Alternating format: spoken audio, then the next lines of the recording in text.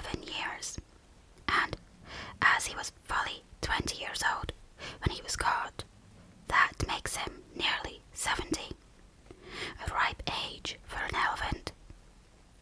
He remembered pushing, with a big leather pad on his forehead, at a gun stuck in deep mud, and that was before the Afghan War of 1842.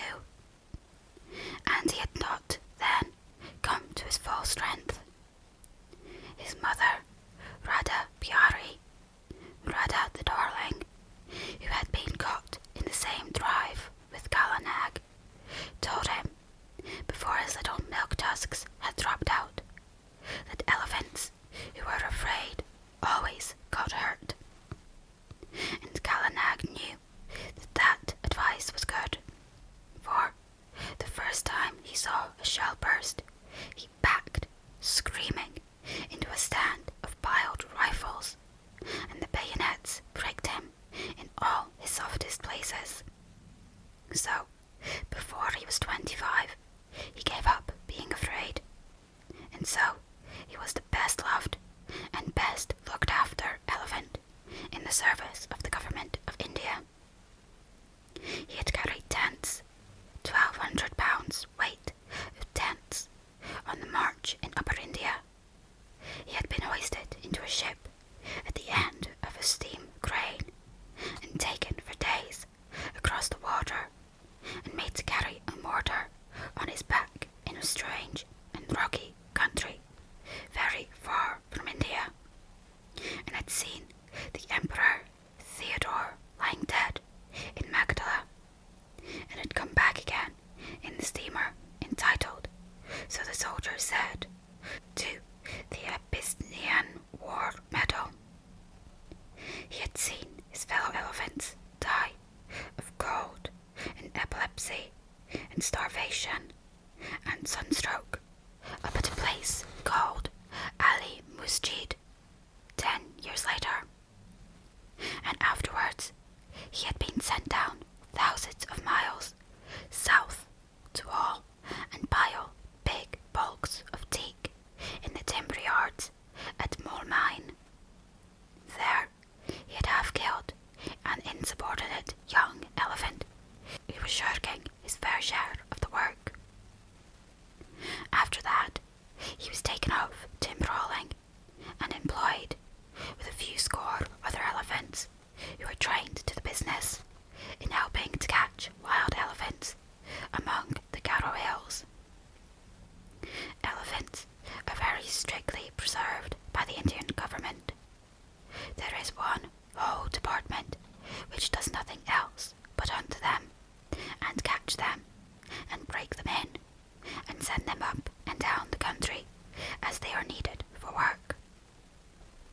Kalanag stood 10 fair feet at the shoulders, and his tusks had been cut off short at 5 feet and bound round the ends to prevent them splitting with bands of copper.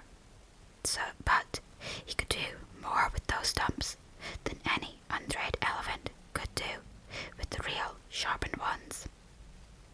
When, after weeks and weeks of cautious driving of scattered elephants across the hills, the 40 or 50 wild monsters were driven into the last stockade, and the big drop gate, made of tree trunks lashed together, jarred down behind them, Kalanag, at the word of command, would go into that flaring, trumpeting pandemonium, generally at night, when the flicker of the torches made it difficult to judge distances, and, picking out the biggest and wildest tusker of the mob, would hammer him and hustle him into quiet, while the men on the backs of the other elephants roped and tied the smaller ones.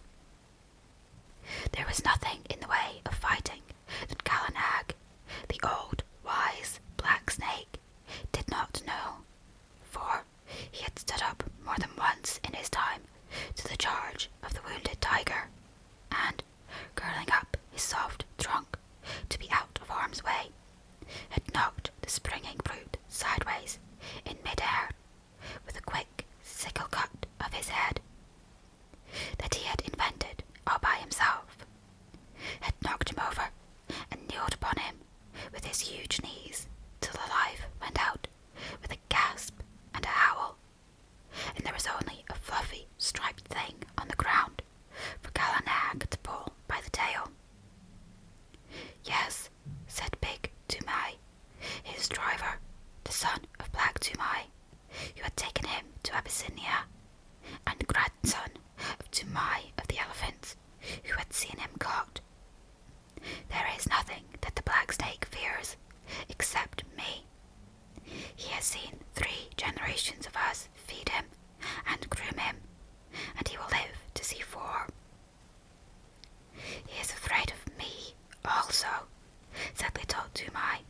standing up to his full height of 4 feet, with only one rag upon him. He was 10 years old, the eldest son of Big Toomai, and, according to custom, he would take his father's place on Gallanag's neck when he grew up, and would handle the heavy iron ankus, the elephant goad that had been worn smooth by his father and his grandfather and his great-grandfather. He knew what he was talking of, for he had been born under Gallanag's shadow, and played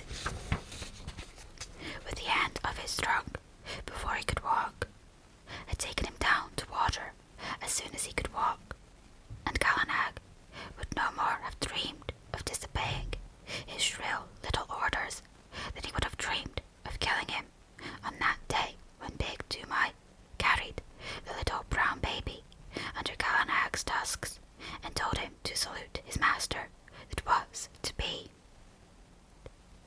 "Yes," said little Toomai, "he is afraid of me." And he took long strides up to Gallanag, called him a fat old pig, and made him lift up his feet, one after the other. "Wah," said little Toomai, "thou art a big elephant," and he wagged his fluffy head, quoting his father. "The government may pay for elephants, but they belong to us mahouts. When thou art old, Gallanag, there will come some rich Raja, and he will buy thee from the government on account of thy size and thy manners, and then thou wilt have nothing to do but to carry gold earrings in thy ears, and a gold howdah on thy back, and a red cloth covered with gold on thy sides, and walk at the head of the processions of the king. Then I shall sit on thy neck, O Gallanag, with a silver ankus, and men will run before us with golden sticks, crying, 'Room for the king's elephant.' That will be good, Gallanag, but not so good as this hunting in the jungles." "Umph," said Big Toomai, "thou art a boy, and as wild as a buffalo calf. This running up and down among the hills is not the best government service. I am getting old, and I do not love wild elephants.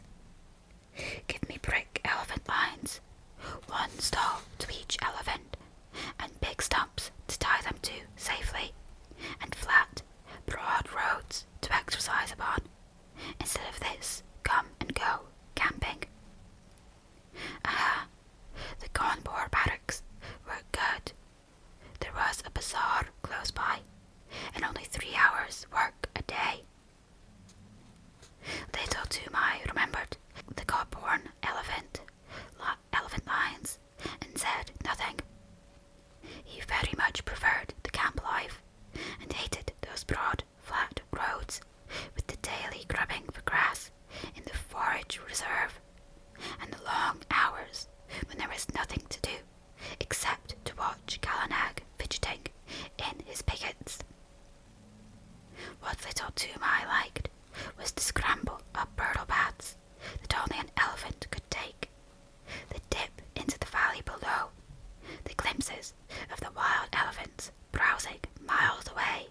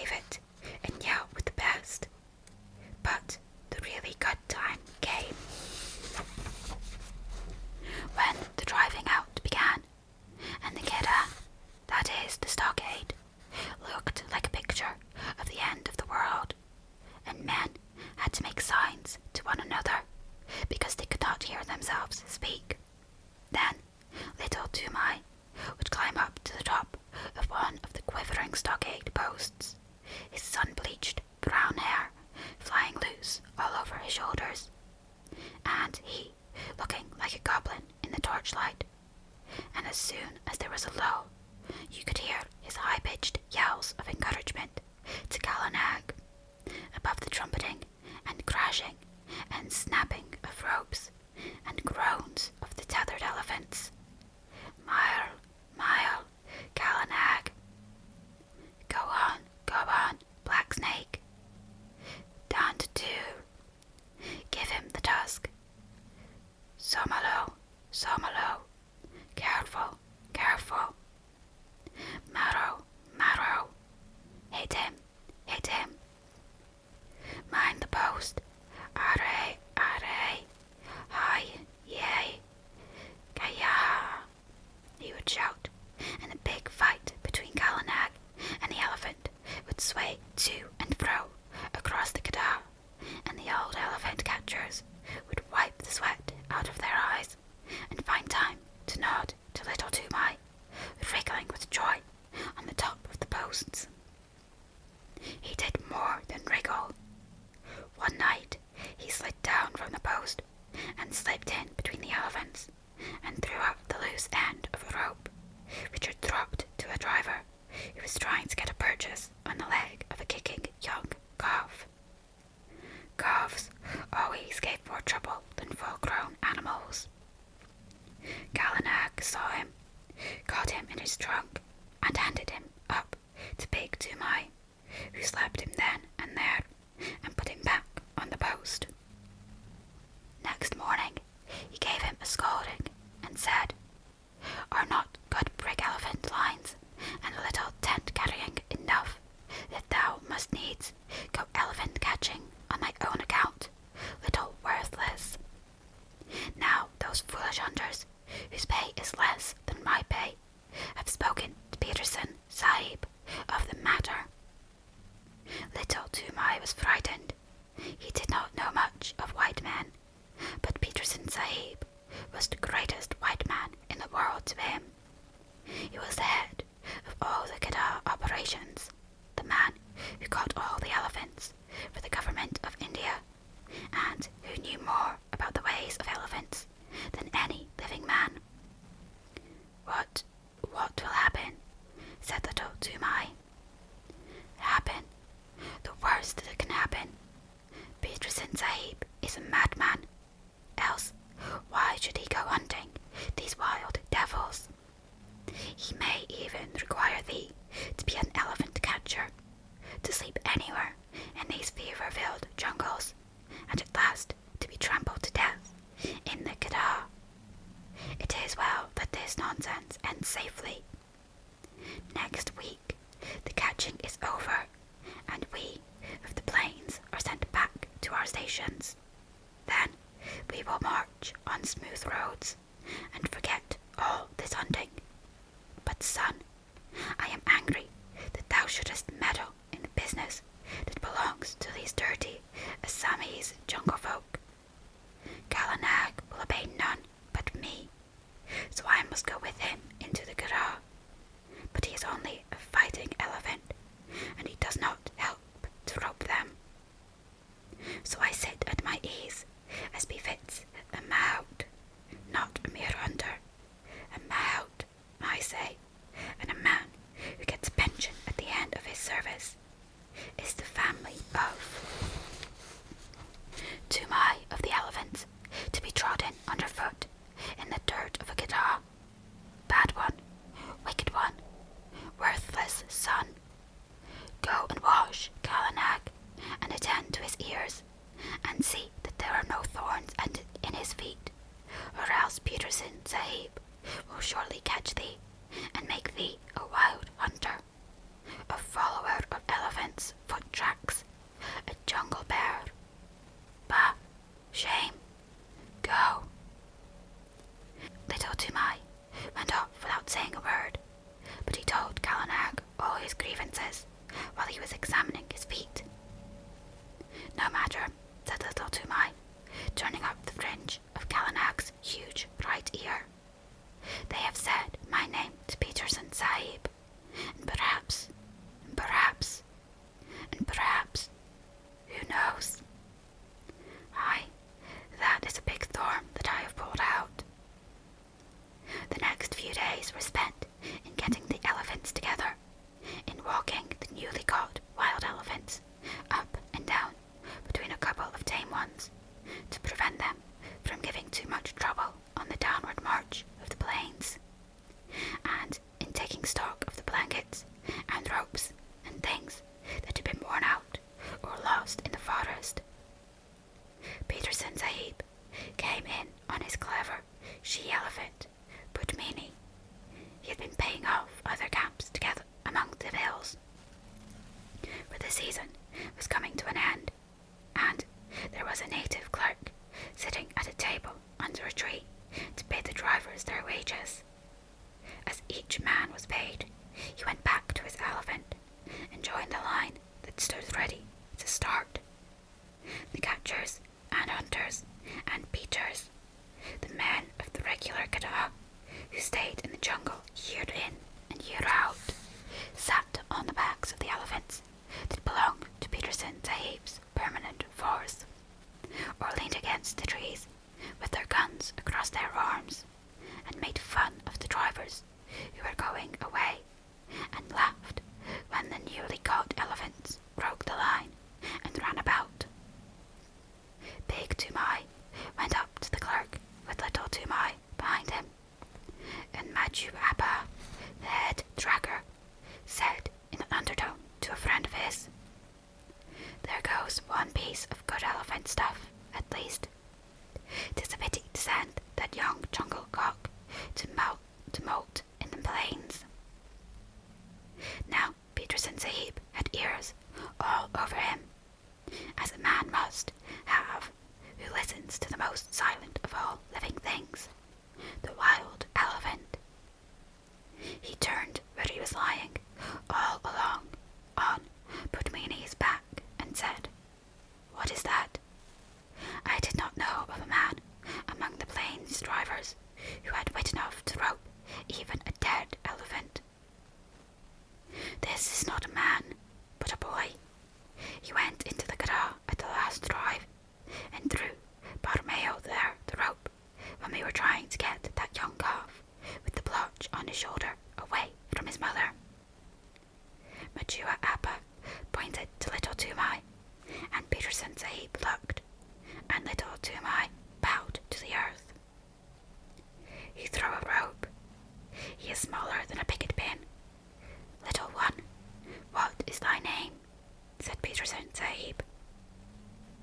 Little Toomai was too frightened to speak, but Kalanag was behind him, and Toomai made a sign with his hand, and the elephant got him up in his trunk and held him level with Pudmini's forehead in front of the great Peterson Sahib. Then little Toomai covered his face with his hands, for he was only a child, and, except where elephants were concerned, he was just as bashful as a child could be. "Oh," said Peterson Sahib, smiling underneath his moustache, "and why didst thou teach thy elephant that trick? Was it to help thee steal green corn from the roofs of the houses when the ears are put out to dry?" "Not green corn, protector of the board. Melons," said little Toomai, and all the men sitting about broke into a roar of laughter. Most of them had taught their elephants that trick when they were boys. Little Toomai was hanging 8 feet up in the air, and he wished very much that he were 8 feet underground. "He is Toomai, my son Sahib," said Big Toomai, scowling. "He is a very bad boy, and he will end in a jail, Sahib." "Of that I have my doubts," said Peterson Sahib. "A boy who can face a full Gada at his age does not end in jails. See, little one, here are 4 annas to spend in sweetmeats, because thou hast a little head under that great thatch of hair. In time thou mayest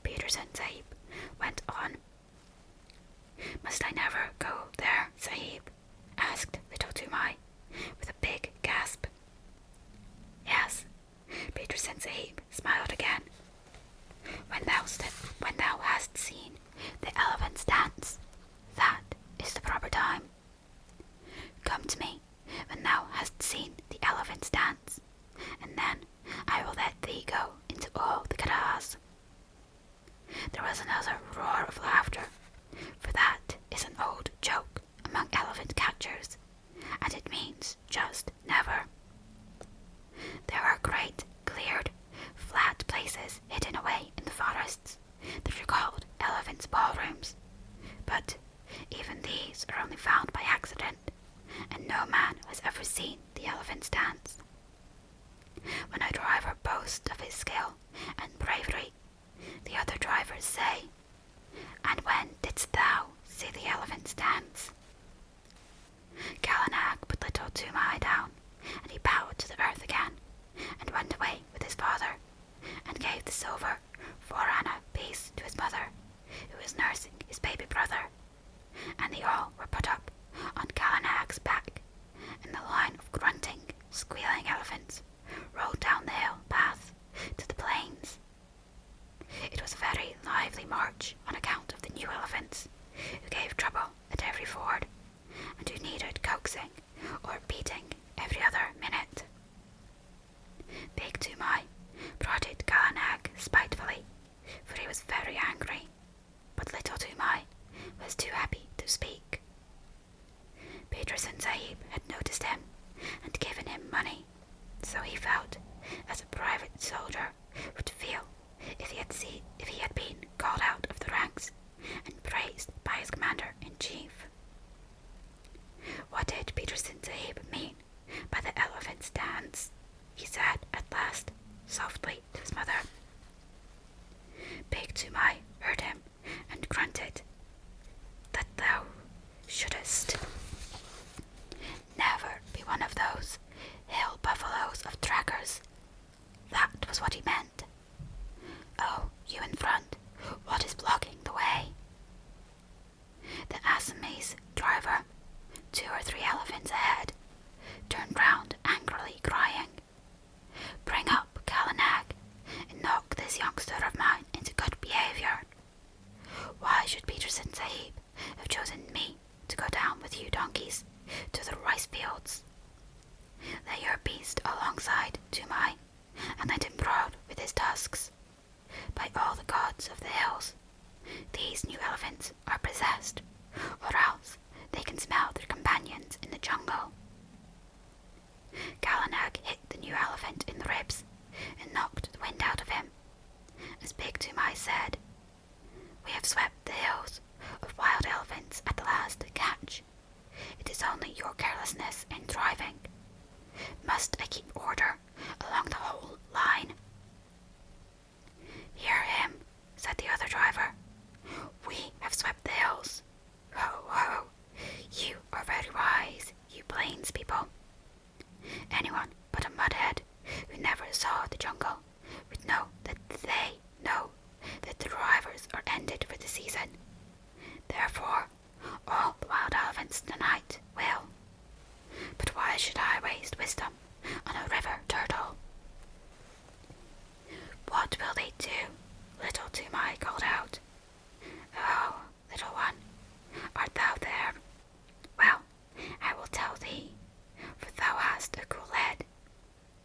They will dance, and it behoves thy father, who has swept all the hills of all the elephants, to double chain his pickets tonight." "What talk is this?" said Big Toomai. "For 40 years, father and son, we have attended elephants, and we have never heard such moonshine about dances." "Yes, but a plainsman who lives in a hut knows only the 4 walls of his hut. Well, leave thy elephants unshackled tonight, and see what comes. As for their dancing, I have seen the place where, Bapree Bap, how many windings has the Dang River? Here is another ford, and we must swim the calves. Stop still, you behind there." And in this way, talking and wrangling and splashing through the rivers, they made their first march to a sort of receiving camp for the new elephants, but they lost their tempers long before they got there. Then the elephants were chained by their hind legs to their big stumps of pickets, and extra ropes were fitted to the new elephants, and the fodder was piled before them, and the hill drivers went back to Peterson Sahib through the afternoon light, telling the plains drivers to be extra careful that night, and laughing when the plains drivers asked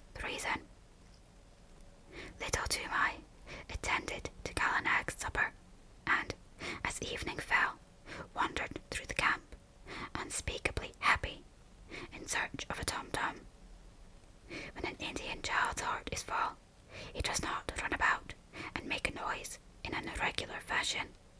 He sits down to a sort of revel all by himself, and little Toomai had been spoken to by Peterson Sahib. If he had not found what he wanted, I believe he would have burst. But the sweetmeat seller in the camp lent him a little tom-tom, a drum beaten with the flat of the hand, and he sat down, cross-legged, before Kala Nag as the stars began to come out, the tom-tom in his lap, and he thumped, and he thumped, and he thumped, and the more he thought of the great honour that had been done to him, the more he thumped, all alone among the elephant fodder. There was no tune and no words, but the thumping made him happy. The new elephants strained at their ropes and squealed and trumpeted from time to time, and he could hear his mother in the camp hut putting his small brother to sleep with an old, old song about the great god Shiv, who once told all the animals that they should eat. It is a very soothing lullaby, and the very first verse says, Shiv who poured the harvest and made the winds to blow, sitting at the doorways of a day of long ago, gave to each his portion, food and toil and fate, from the king upon the goodie to the beggar at the gate. All things made he, Shiva the preserver, Mahedo, he made all. Thorn for the camel, fodder for the kin, and mother's heart for sleepyhead, O little son of mine. Little Toomai came in with a joyous tunk-a-tunk at the end of each verse, till he felt sleepy and stretched himself on the fodder at Kalanag's side. At last the elephants began to lie down, one after another, as is their custom, till only Kalanag, at the right of the line, was left standing up, and he rocked slowly from side to side, his ears put forward to listen to the night wind as it blew very slowly across the hills. The air was full of all the night noises that, taken together, make one big silence. The click of one bamboo stem against the other, the rustle of something alive in the undergrowth, the scratch and squawk of a half-waked bird. Birds are awake in the night much more often than we imagine, and the fall of water ever so far away. Little Toomai slept for some time, and when he waked, it was brilliant moonlight, and Kalanag was still standing up with his ears cocked. Little Toomai turned, rustling in the fodder, and watched the curve of his big back against half the stars in heaven. And while he watched, he heard, so far away that it sounded no more than a pinhole of noise pricked through the stillness, the hoot-toot of a wild elephant. All the elephants in the lines jumped up as if they had been shot, and their grunts at last waked the sleeping mouths, and they came out and drove in the picket pegs with big mallets, and tightened this rope and knotted that till all was quiet. One new elephant had nearly grubbed up his picket, and big Toomai took off Kalanag's leg chain and shackled that elephant forefoot to hindfoot, but slipped a loop of grass string round Kalanag's leg, and told him to remember that he was tied fast. He knew that he and his father and his grandfather had done the very same thing hundreds of times before. Kalanag did not answer to the order by gurgling as he usually did.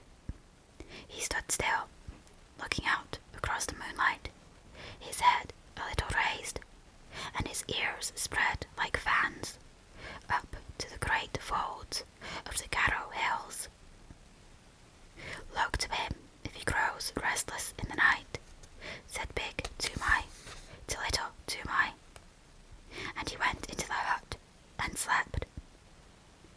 Little Toomai was just going to sleep too when he heard the cord string snap with a little tang, and Kalanag rolled out of his pickets as slowly and as silently as a cloud rolls out of the mouth of a valley. Little Toomai pattered after him, barefooted, down the road in the moonlight, calling under his breath, "Kalanag, Kalanag, take me with you, oh Kalanag." The elephant turned without a sound, took 3 strides back to the boy in the moonlight, put down his trunk, swung him up to his neck, and, almost before little Toomai had settled his knees, slipped into the forest.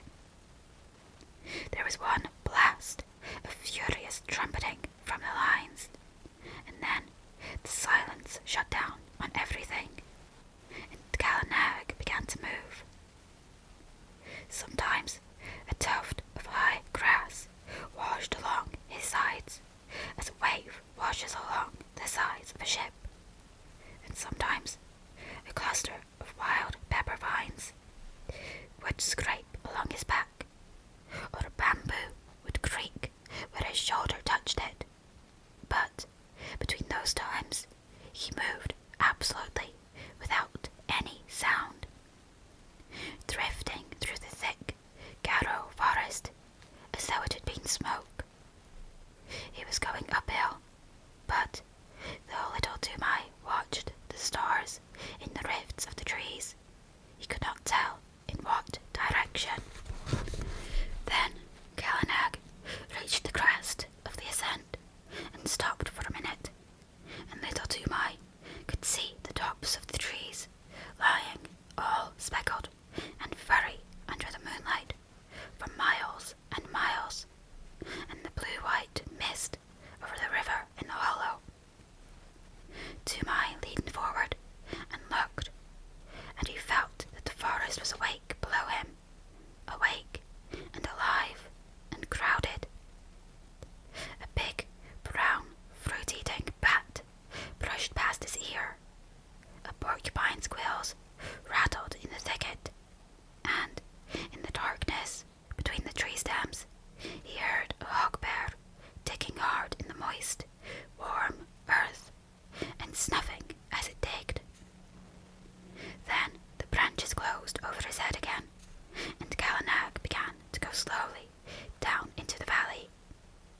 Not quietly this time, but as a runaway gun goes down a steep bank, in one rush. The huge limbs moved as steadily as pistons, 8 feet to each stride, and the wrinkled skin of the apple points rustled. The undergrowth on either side of him ripped with a noise like torn canvas, and the saplings that he heaved away right and left with his shoulders sprang back again and banged him on the flank, and great trails of creepers, all matted together, hung from his tusks as he threw his head from side to side and ploughed out his pathway. Then little Toomai laid himself down close to the great neck, lest a swinging bough should sweep him to the ground, and he wished that he were back in the lines again. The grass began to get squashy, and Kalanag's feet sucked and squelched as he put them down, and the night mist at the bottom of the valley chilled little Toomai. There was a splash and a trample and the rush of running water, and Kalanag strode through the bed of a river, feeling his way at each step.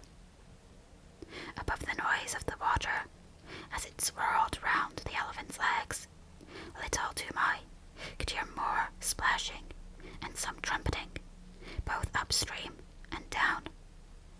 Great grunts and angry snortings, and all the mist about him seemed to be full of rolling, wavy shadows. "Aye," he said, half aloud, his teeth chattering. "The elephant folk are out tonight. It is the dance, then." Gallanag swashed out of the water, blew his trunk clear, and began another climb. But this time he was not alone, and he had not to make his path. That was already made, 6 feet wide in front of him, where the bent jungle grass was trying to recover itself and stand up. Many elephants must have gone that way only a few minutes before.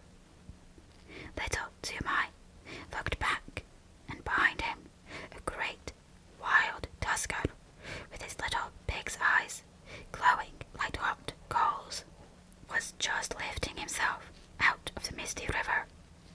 Then the trees closed up again, and they went on and up with trumpetings and crashings, and the sound of breaking branches on every side of them. At last, Gallanag stood still between 2 tree trunks at the very top of the hill. They were part of a circle of trees that grew round an irregular space of some 3 or 4 acres, and in all that space, as little Toomai could see, the ground had been trampled down as hard as a brick floor. Some trees grew in the centre of the clearing, but their bark was rubbed away, and the white wood beneath showed all shiny and polished in the patches of moonlight. There were creepers hanging from the upper branches, and the bells of the flowers of the creepers, great waxy white things, like convoluses, hung down fast asleep. But within the limits of the clearing, there was not a single blade of green, nothing but the trampled earth. The moonlight showed it all iron grey, except where some elephants stood upon it, and their shadows were inky black. Little Toomai looked, holding his breath, with his eyes starting out of his head, and as he looked, more and more elephants swung out into the open from between tree trunks. Little Toomai could count only up to 10, and he counted again and again on his fingers till he lost count of the tens, and his head began to swim. Outside the clearing, he could hear them crashing in the undergrowth as they worked their way up the hillside. But as soon as they were within the circle of the tree trunks, they moved like ghosts. There were white-tusked, wild males, with fallen leaves and nuts and twigs lying in the wrinkles of their necks and the folds of their ears. Fat, slow-footed she-elephants, with restless little pinky black calves, only 3 or 4 feet high, running under their stomachs. Young elephants, with their tusks just beginning to show, and very proud of them. Lanky, scraggy, old maid elephants, with their hollow, anxious faces, and trunks like rough bark. Savage, old bull elephants, scarred from shoulder to flank, with great wheals and cuts of bygone fights, and the caked dirt of their solitary mud baths dropping from their shoulders. And there was one with a broken task, and the marks of the full stroke, the terrible drawing scrape of a tiger's claws on its side. They were standing head to head, or walking to and fro across the ground in couples, or rocking and swaying all by themselves. scores and scores of elephants. Toomai knew that, so long as he lay still on Gallanag's neck, nothing would happen to him, for even in the rush and scramble of a Kedar drive, a wild elephant does not reach up with his trunk and drag a man off the neck of a tame elephant. And these elephants were not thinking of men that night. Once they started and put their ears forward, when they heard the chinking of a leg iron in the forest. But it was Pudmini, Peterson Sahib's pet elephant. Her chain snapped short off, grunting, snuffling up the hillside. She must have broken her pickets and come straight from Peterson Sahib's camp. And little Toomai saw another elephant, one that he did not know, with deep robe cowls on his back and breast. He, too, must have run away from some camp in the hills about. At last, there was no sound of any more elephants moving in the forest, and Gallanag rolled out from his station between the trees and went into the middle of the crowd, clucking and gurgling, and all the elephants began to talk in their own tongue and to move about.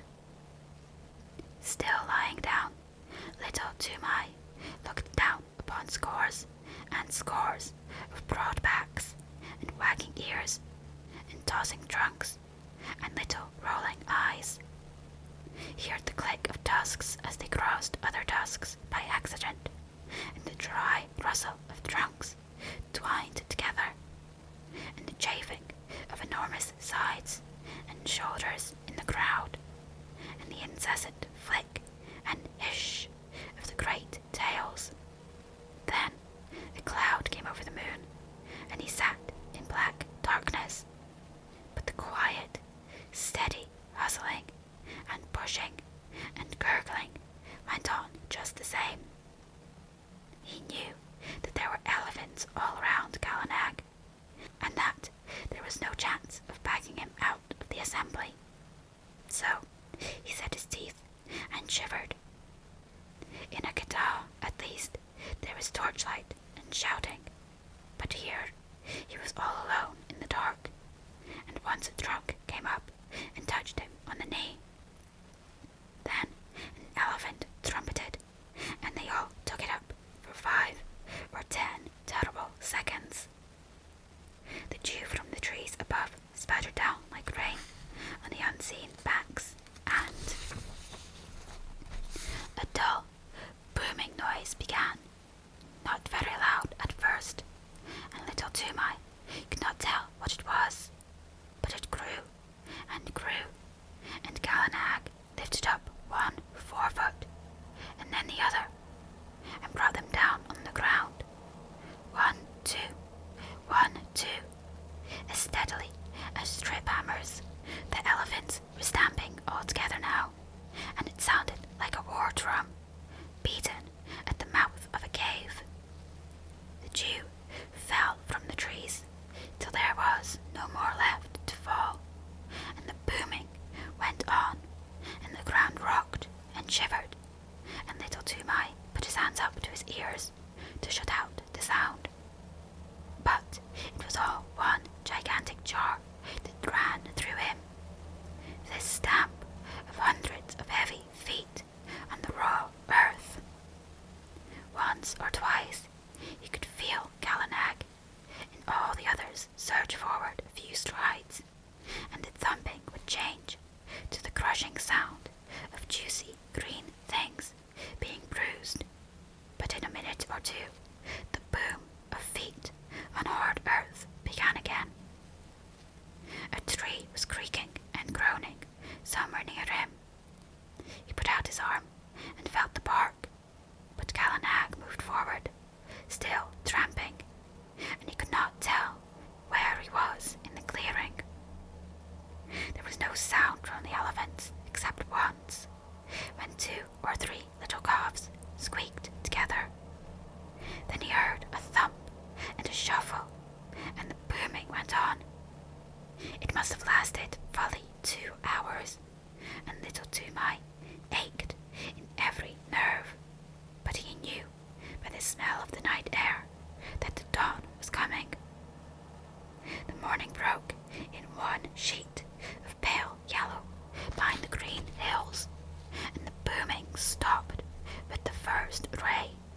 though the light had been in order.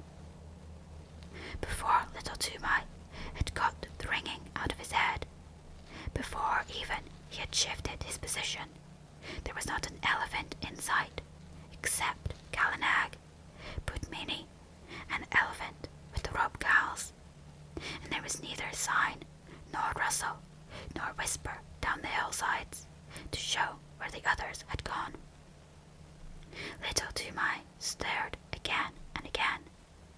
The clearing, as he remembered it, had grown in the night. More trees stood in the middle of it, but the undergrowth and the jungle grass at the sides had been rolled back. Little Toomai stared once more. Now he understood the trampling. The elephants had stamped out more room, had stamped the thick grass and juicy cane to trash, the trash into slivers, the slivers into tiny fibers, and the fibers into hard earth. Wah, said little Toomai, and his eyes were very heavy. Gallanag, my lord, let us keep by Pudmini and go to Peterson Sahib's camp, or I shall drop from thy neck.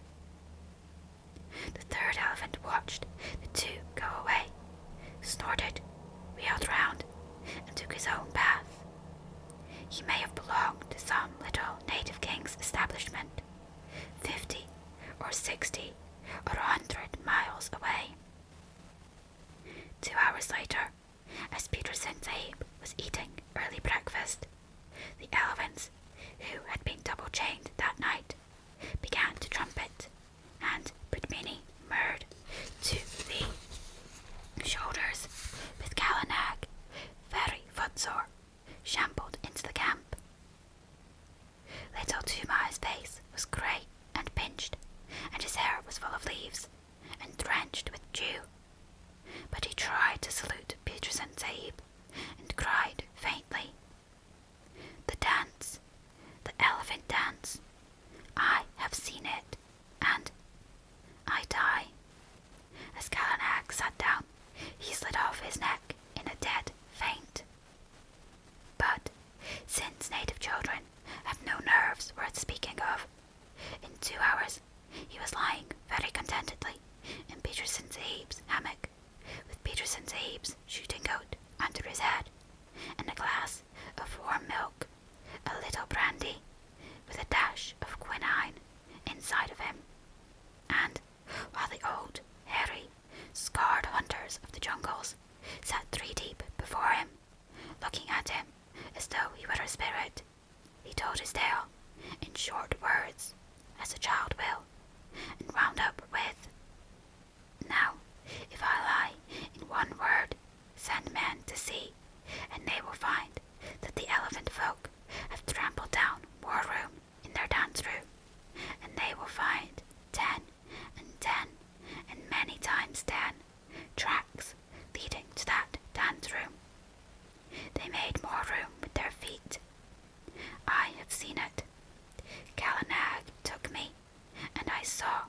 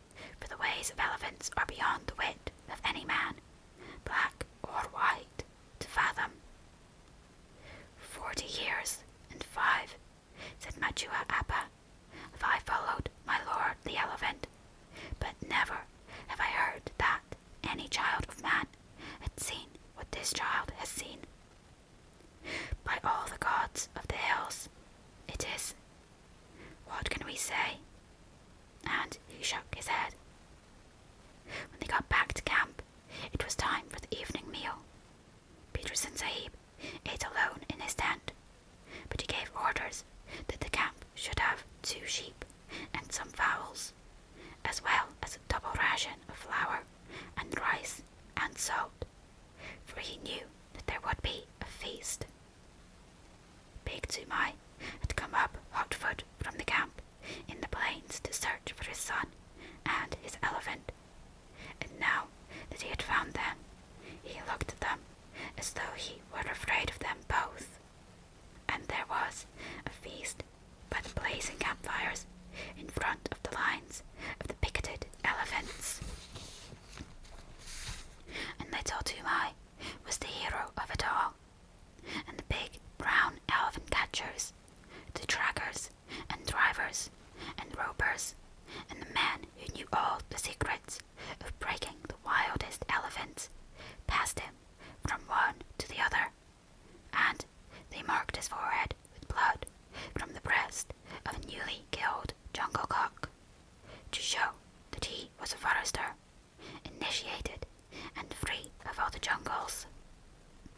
And at last, when the flames died down and the red light of the logs made the elephants look as though they had been dipped in blood too, Machua Appa, the head of all the drivers of all the Gadals, Machua Appa, Peterson Sahib's other self, who had never seen a made road in 40 years, Machua Appa, who was so great that he had no other name than Machua Appa, leaped to his feet with little Toomai held high in the air above his head, and shouted, "Listen, my brothers, listen too, you, my lords in the lines there, for I, Machua Appa, am speaking. This little one shall no more be called little Toomai, but Toomai of the elephants, as his great-grandfather was called before him. What never man has seen, he has seen through the long night, and the favour of the elephant folk and of the gods of the jungles is with him. He shall become a great tracker. He shall become greater than I, even I, Machua Appa. He shall follow the new trail, and the stale trail, and the mixed trail, with a clear eye. He shall take no harm in the Gada when he runs under their bellies to rope the wild tuskers, and if he slips before the feet of the charging bull elephant, that bull elephant shall know who he is, and shall not crush him. Aye, my lords in the chains." He whirled up the line of pickets. "Here is the little one that has seen your dances in your hidden places, the sight that never man saw. Give him honor, my lords. Salam Karo, my children. Make your salute to Toomai of the elephants. Ganga Parshad, Aha, Hira Gush, Birchi Gush, Kutar Gush, Aha. Putmini, thou hast seen him at the dance, and thou too, Kalanag, my pearl among elephants. Aha. Together, to Toomai of the elephants. Barao."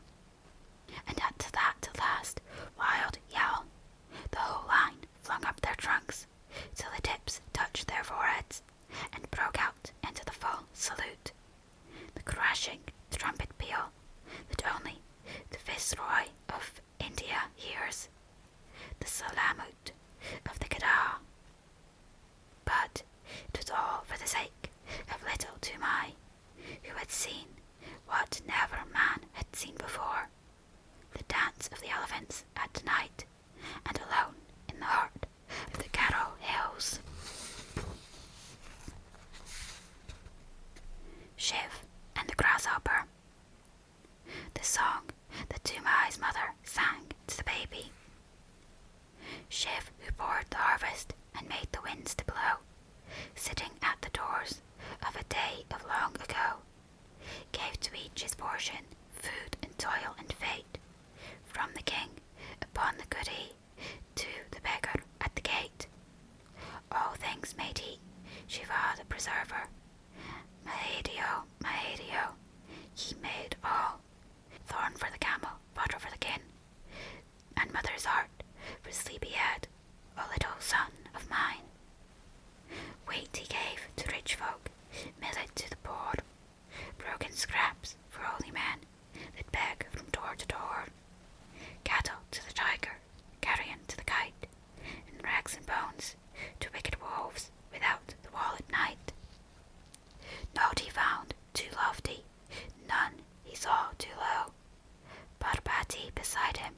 watched them come and go, thought to cheat her husband, turning shiv to jest, stole the little grasshopper and hid it in her breast. So she tricked him, Shiva the preserver. Mahadeo, Mahadeo, turn and see. Tall are the camels, heavy are the kin, but this was least of little things, O little son of mine. When the dole was ended,